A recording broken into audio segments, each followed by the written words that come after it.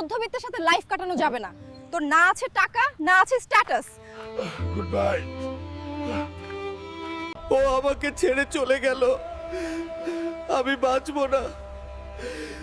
ওকে ছাড়া আমার জীবন শেষ। মা বাবা, ক্ষমা করো,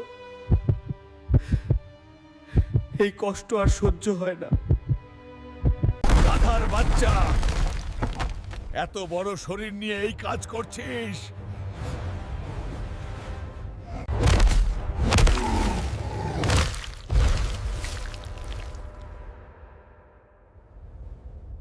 একটা মেয়ের জন্য মরতে চাস, আর আমি যে রোদে পুড়ে তোর জন্য খাটি। আমাদের কথা ভাবলি না? বাবা ঠিক বলেছে, আমি মরবো না। আমি বিসিএস ক্যাডার হয়ে দেখিয়ে দেব। দিন রাত এক করে হাল্ক পড়াশোনা শুরু করলো। লক্ষ্য একটাই, বিসিএস।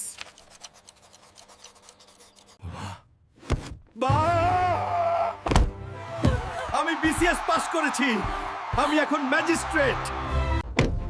স্যার, আসসালামু আলাইকুম স্যার।